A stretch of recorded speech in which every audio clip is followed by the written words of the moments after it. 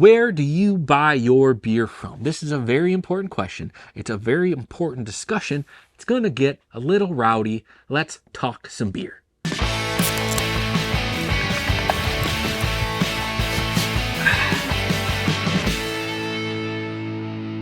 What's going on, everyone? Josh here, drinking my delicious gingerbread fog from Abomination Brewing Company. Came across a pretty interesting article on Brew Bound. It's just on Instagram, right? I'm not paying $450 a year to read the whole article. This is, in fact, half-assed. I'm not going to spend that much money on something like that. But they do bring up interesting points and post cool things that I don't need to pay that much money to read about. So briefly, I'm going to read the headline. Circana, which is a company that does trends and consumer tendencies across all sorts of markets, but this one's about craft beer. Craft beer down 0.9% year to date across all scans. Yet craft is up 4.5% in convenience. Wow, what does that mean? Does that mean could quite possibly the big stores that don't care about anything, that are now putting craft beer in the back or not making it cold as much anymore, are finally turning their backs on craft beer? And the only place you can get good service, good dates on your craft beer is the smaller size stores. Let's start here. I've always been big on buying my beer from smaller stores. Now, if you're just going to get a pack of Coors Light or a 30-pack of Busch, something you know that's moving, you can go to one of those bigger stores. You get it cold, and it's quick. Is it as quick as a convenience store? No, but it's probably cheaper than a convenience store. And that sucks, because the convenience store has got to make a certain margin. The big stores are making money off of all the other things that you buy there, minus the beer. Now, back in the day, when the craft beer industry started, when the boom, like the second boom kind of came around, now, things like Bell's Hop Slam, things like Founders KBS, you couldn't find those. Goose Island, you couldn't find that in a Meijer. You just couldn't. The Bourbon County from Goose Island, you couldn't find that at Meijer. It was meant for stores that were selling a lot of that product. And Meijer, Walmart, any big store, Publix, they didn't give any of those breweries a chance. They're like, I'm not going to make money on this. Do you know who did? The small-time convenience stores, the beer stores, the wine stores, the liquor stores. They're the ones that had a place for this, and they got it. And part of it was they were consumers as well, right? These beer stores and stuff like that, they tried the product. They knew they liked it. It wasn't just the same old stuff. Shout out craft brewers. Stop drinking the same old stuff. So what I'm pulling from this is, you had fans selling craft beer over here. You had big stores that could sell it in mass over here for a cheaper price.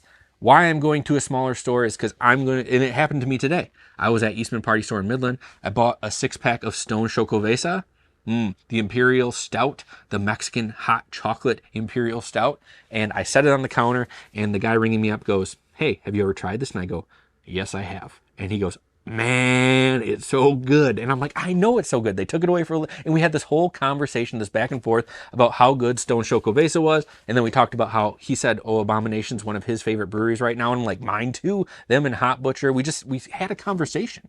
And it was nice to know that I'm buying product from someone who's also a fan of what I'm drinking. You go to a big store, who's in the aisle? Who's in the beer aisle? Oh, wait. Now, you might have a conversation with somebody else that's in there looking for beer, looking to buy beer. But even the people that are working for the distributors that are stocking the shelves, I remember Old Nation Brewing Company, they had, I think, a grapefruit version of their M43. I believe it's like red, white, whatever. And one of the guys that worked for Imperial Distribution that was there in the aisle, he was standing there looking. I go, "Hey, did they get any of that grapefruit M43?" And I didn't know the name of it. I was just kind of wondering. And he goes, "No, this is just what we got right here." And he seemed kind of confused by the question. Fine, whatever. You know what I mean? Like, you're just doing your job. You're just trying to make money. I don't expect somebody who's just stocking the shelves and making things look good to know exactly what's going on. But you don't get the service you want. That's the gripe.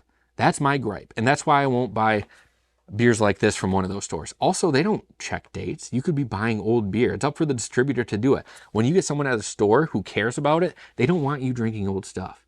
Or if you take old stuff back, they're more than happy to give you something fresh, give you your money back and stuff like that. It's getting harder to do that because, like I said, craft is down, what, 9%, 0.9% across all field, but in convenience is up 4.5.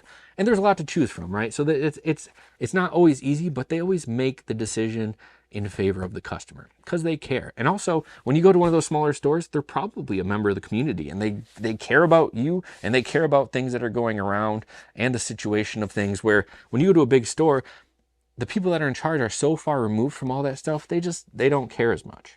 So is it really a surprise to me that I see that craft across all scans is down 0.9%, but craft and convenience is up 4.5%? Not at all. We've seen the boom with seltzers, hard teas, and all this other stuff. And when you go into the aisle now, when you walk into a big store, man, that craft beer isn't right up front anymore. They pushed it to the back. The first thing you learn when you're working retail is the hot sellers are in the strike zone. Anything that sells well is eye level. When you walk into your retail store, the things they want you to buy, the things they know you're going to buy, are the things you first see when you walk into that store. So when you walk into the beer aisle, what do you see? You see seltzers. You see big beer. You see Bud Light, Miller Lite, all this stuff. I don't see the craft beer. I see seltzers because seltzers are on the boom. It's just one of those things.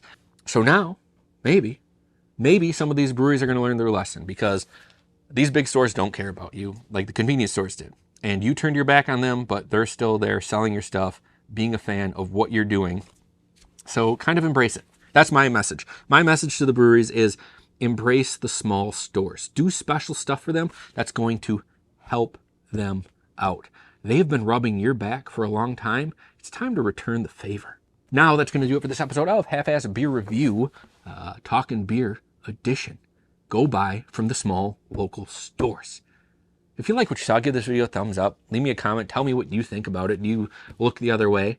Do you just buy whatever, go wherever's cheaper? I get that too. You also got to look out for yourself. I really do. I just think you're getting a better product when you go to a smaller store. If you're new here, subscribe to the channel and hit the bell if you still even have to. I don't know, right? Before you go, check out my friends Banter and Babble every Wednesday nights at 9 o'clock for the best pop culture wrap-up. Marvel What If? It's out. And I got to tell you, it's probably better than any movie they've made post-Endgame. Gotta be. And I think they're going to start talking about it in these upcoming episodes, and I'm pretty excited about it.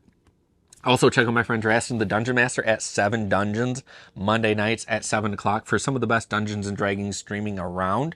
The campaign's awesome. The Shadowspark Chronicles, the characters are awesome. They got a really cool thing going. I enjoy it, and I could listen to it for a really long time and just be entertained. Links are down there. You're not going to be disappointed. And always remember to please keep your fridges full and have a great night.